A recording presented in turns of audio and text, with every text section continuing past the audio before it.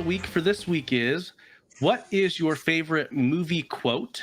And you asked specifically if you could do your favorite movie scene. Yeah. Okay. This is why, for everyone listening, watching, whatever, this is why I'm never going to get invited back again, because like a very simple thing, it is probably supposed to be like a 30-second bit. And he's like, just tell me a movie quote. And I'm like, hey man, can I do a scene instead? Well, because to pull back the curtain, right? Because we're going to talk about storytelling a little bit, I think. Mm-hmm.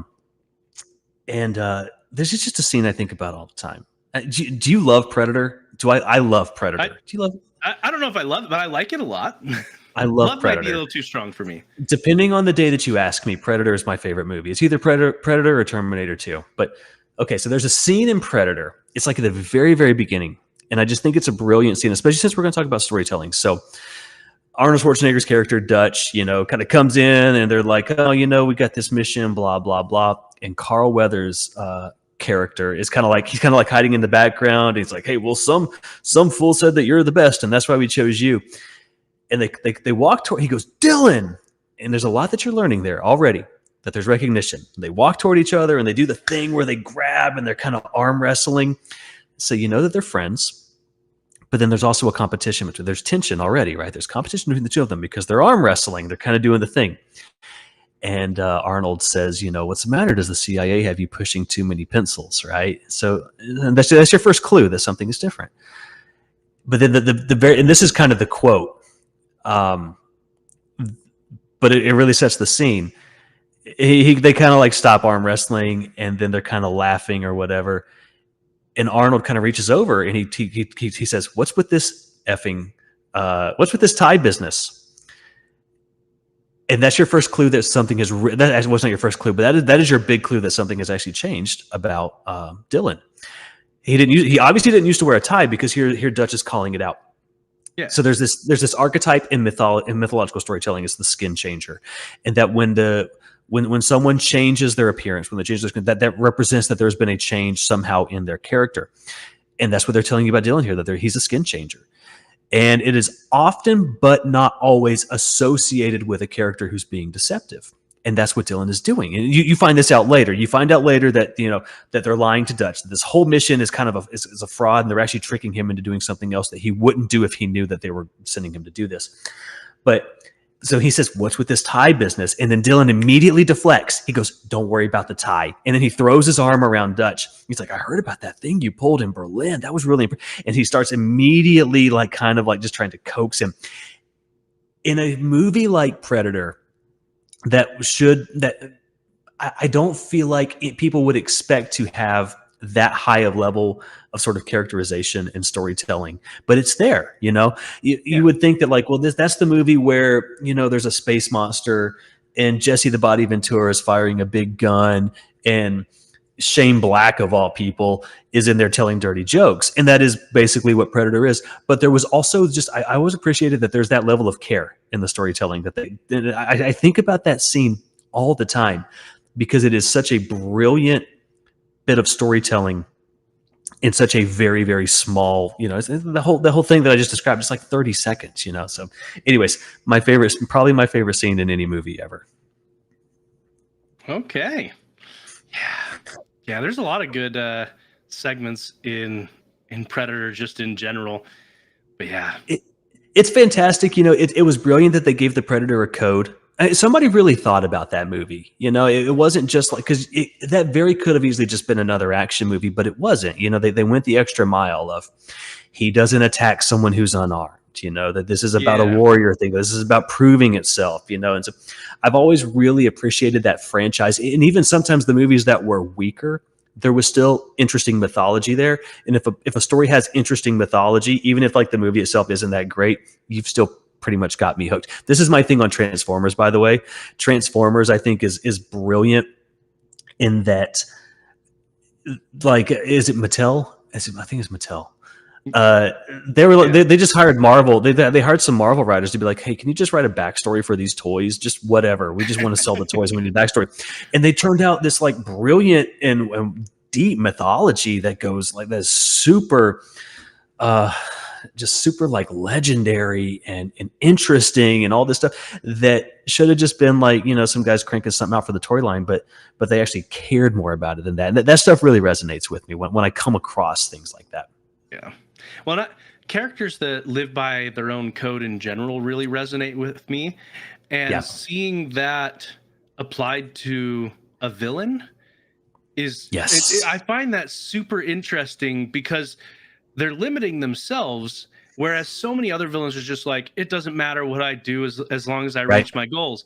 Whereas the villains who live by their own code, as warped as it may be, it adds that much more depth to their character, even if it's a basic code or simple code, like the Predator. His is relatively basic, but it's there.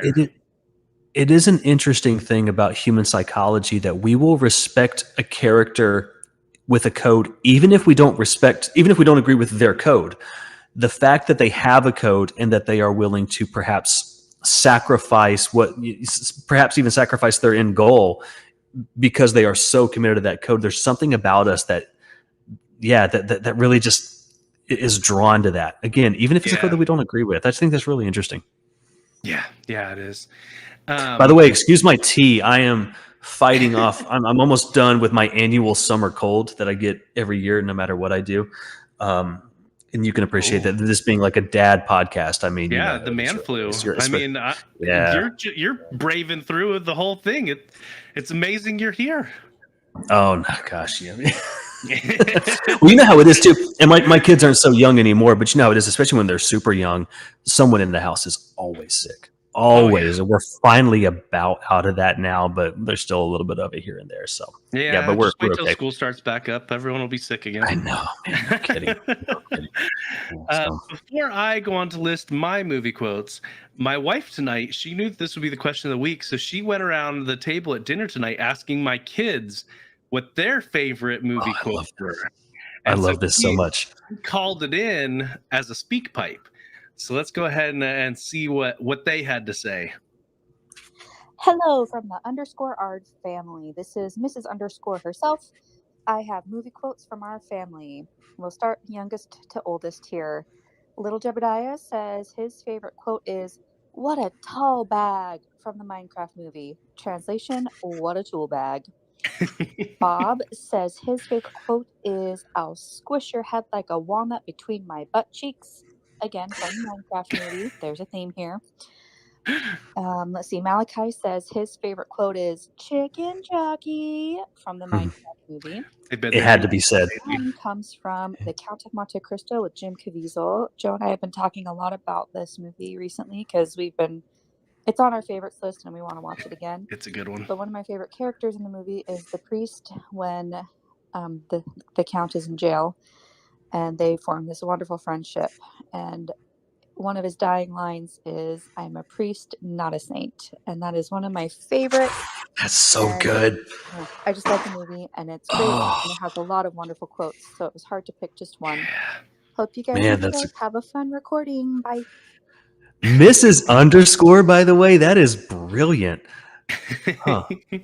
Yeah. It comes from years and years ago when we were doing the Pokemon Go podcast. I said embrace the _, and that became my thing.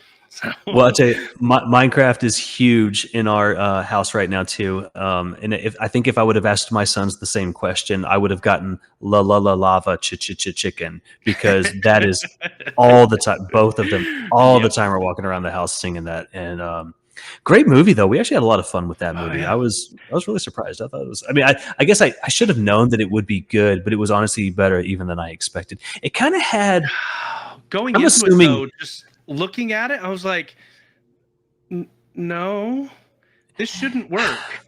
Thinking about it beforehand, but it did. It really did. It worked. When it had kind of an 80s vibe a little bit. Yeah, I kind of felt like, it had like kind of a throwback, and I'm assuming you and I are probably roughly the same age. It kind of felt, like a lot of the movies that we sort of grew up with, and especially even, this is a weird thing for me to have liked about the movie. My 4-year-old might have been he's almost 5.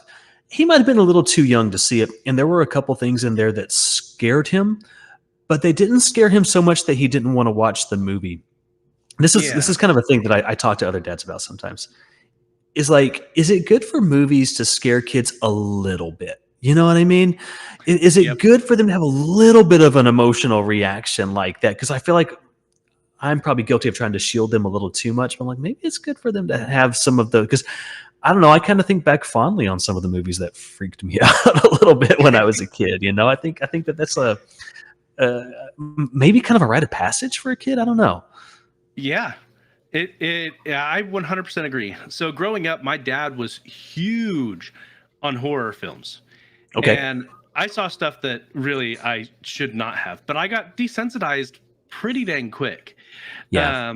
To most horror films. There were a couple that stuck with me and haunted me, but for the most part, I got desensitized pretty quick. And I think kids can handle a lot more than you expect them to, as long as you're willing, at least probably for a few nights, to possibly wake up with them having nightmares. But but like you said, you didn't say, flat out scare them. Is it a good thing for them to be scared a little bit? And I think that is a great way to do it, to ease them into some of these more, and not even just scared, but even just any topic, more mature topics, ease them into them as they're growing up.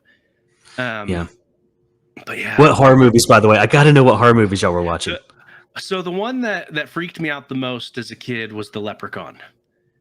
Oh, I never saw that, but I remember what it looked like. That was a terrifying look. I would watch that now. No, yeah. And the first one took itself seriously as a horror film. The rest of them got super campy and cheesy. Like the second one was like Leprechaun in the Hood, and there was like Leprechaun in Vegas and Leprechaun in space. Like they get super out there. But the first one took itself seriously as a horror film. And there were some moments that, there's one in particular which, let's just say it involves a pogo stick, and those that know, those that don't go probably don't need to ask. But that do not Google it. Scene really messed with me as a kid. But yeah, no, my dad, his quality time was almost always through movies. And so growing up, we watched movies all the time. It was almost nightly we would watch a movie. And so we were constantly going to Hollywood Video or Blockbuster or whatever to rent a movie and bring it home. And so you go through all the A stuff real quick. So we watched all kinds of super cheesy, campy stuff, but some of those ended up being as cheesy as they were. I liked them a lot. One that was cheesy, Universal Soldier. I don't know if you ever. Oh man, are you kidding? Have I heard of Universal Soldier? Dude, we watched every Van Damme movie, and then was Lundgren the bad guy in that one? In Universal Soldier, I can't remember who the. I don't remember. I know it was a Van Damme movie though. Yeah. But man. In general, you name any Van Damme movie, and I saw it. Double Team with Rodman. Double Team. Oh, dude. Man. Yeah, it was Dolph Lundgren. Dolph Lundgren was the bad guy in Universal Soldier. And I think Goldberg was in one of the sequels too. I think there was a handful of Universal Soldiers. Well, and it still happens today, but back then they would make sequels off of everything, and they just got increasingly more campy because they also usually went straight to TV instead of to theaters and everything. Yeah. But okay, so for my movie, so first I'm gonna do a TV quote. I'm gonna cheat. Cool. Okay. Have you ever watched MasterChef? No, I haven't watched MasterChef. Okay, so MasterChef is it's a bunch of top tier chefs. Like Gordon Ramsay is one of the judges that are judges, and then they've got these home chefs that come in and compete in this cooking competition, and they learn along the way. Like the top tier chefs teach them in between episodes and critique them and things like that. And so in season 4, there was this this contestant named Luca, just generally a great guy. Like, so this is a competition, and there were multiple times during the season where they were doing part of the competition where you have to go get all of your ingredients at the beginning and then go back to your station and cook it, and you're not allowed to go get any more ingredients. Well, there were multiple times where people forgot ingredients and were asking the other contestants if they could borrow some, and he gave them that he gave it on multiple different occasions. Sure. And so he was just in general a good guy. And he did, spoiler alert for, you know, something that came out 12 years ago, he does end up winning that season. But there was a section where he was trying a dessert that someone else had made. And because I can't remember if he was in disbelief that he lost or something like that specific round. But they let him try it. And he holds it up and he's like, "Can I keep it?" And that one little thing, it was just so cute and innocent. I was like, okay, that's pretty adorable. I think it was a cupcake or something, or a muffin, but it just, "Can I keep it?" That's great. Yeah. But yeah, but if I'm not cheating, there's so many good quotes from Dumbledore in the Harry Potter movies. Come on, of course. But one of the ones that I like is, "It is not our abilities that show what we truly are. It is our choices." Yeah. And so, that's good. Yeah. And it speaks to the character of a person is not restrained by your capabilities. Your character is completely independent of that. And it's solely based on the choices that you make. The often difficult choices that you make is who you really are. And I like that. You know, and I like it a lot. I would even say too, I completely agree. And the other thing that I would almost kind of add to that too is just where you're going in life is also, what I have learned as I have gotten older, is so much more about the choices you make versus your capabilities. So many people that I have come across that are, and the term successful can be fraught, of course, but let's just say like what people would generally consider successful. So many people that are very successful have no idea what they're doing. Not really. Or at least they didn't when they started. And what they did is they just kind of made a choice to go for it anyway. And they just kind of trusted themselves to be able to figure it out as they went along. And they do, you know, and there's just so many, because I feel like we are so often tempted to like sort of look at people who have achieved great things and think that there's some kind of difference between us and them. And then you like, as you dig deeper and you learn more, you kind of find out that there's actually kind of not, you know. I heard BJ Novak one time was on a podcast and he was talking about going to Harvard, and he was part of like the Harvard Lampoon and all that. And he said, you know, because I got to tell you though, he's like, obviously I learned a lot and everything. He said, but I think that honestly, just the single greatest thing that I took away from that experience was just this knowledge that other people who had been where I was then accomplished the things that I wanted to accomplish. He said, it basically just made me believe I could do it. The simple fact that I was there, but it wasn't anything that he learned. He didn't get like some like magic spell book for being a comedy writer. You know, it was just simply that it just kind of gave him some confidence. And the point that he was making is he's like, really, anybody can do this. You kind of just have to work. You have to work really hard. Yeah. But it's not like, these people that we often think like they know something I don't. Maybe they don't. You know what I mean? Or they're a lot smarter than I am. I don't know. Maybe not. They maybe just, you know, just were bold enough to, or made a lot of choices that set them up to then achieve whatever, you know, was it they were trying to achieve. So, yeah. Well, I think a lot of success, it depends on what field you're in, but there's a lot of times a dash of luck to it. There's a dash of circumstance, but the largest parts are effort and being willing to adapt. Yeah, I couldn't agree more. Grit. Those are the two biggest things. Yeah, totally. So, do you think about how am I going to put that into my kids? Because I think about that a lot. Yes. Yes, Yeah. I do. And that's something you can only teach to a certain degree. I agree. And I think a lot of that teaching is through example. Yeah. Rather than anything else. Because I mean, probably 90% of what you teach your kids is through example and not what you're actually saying. Which is hard too, though, because I don't know, your kids are getting a little bit older now. So much of my time with my kids is spent like sort of directly interacting with them and kind of taking with them. And they're finally now getting old enough that they don't. Here's the thing: so like they don't see me working really hard on my books because I do it like sometimes maybe in the morning before they wake up or after they go to bed. But it does occur to me, for example, okay, they don't see me working really hard on. It's extremely hard to write a book, but they don't see that. Yeah. How do I let them see that? Or even dumb things like, so I kind of prefer e-readers for convenience sake, again, because I'm a dad. But it's also occurred to me that, okay, but I don't want my kids to look at me holding an iPad. I want them to see me reading a book. So I'm going to now start buying more physical books simply because I want them to see me reading books.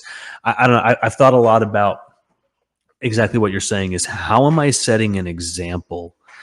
And the other thing that I do a lot too is I do kind of believe that, especially when they're younger, you can sort of speak things into being true in them because they just absorb things. And so all the time, we do hard things. We do hard things. And even if it's a game they're playing and they're like, this is hard. I was like, yeah, you're right. It is hard. But if you keep practicing, you'll get better. And it's good to do hard things. We do hard things. And I say that over and over and over again. And I don't know, man. I hope it's taking root. But the truth is, I can't pretend like I got answers. But this is a topic I think about all the time. Oh, yeah. Oh, yeah. Yeah. It is a great topic, to be completely honest. It is, though. But yeah.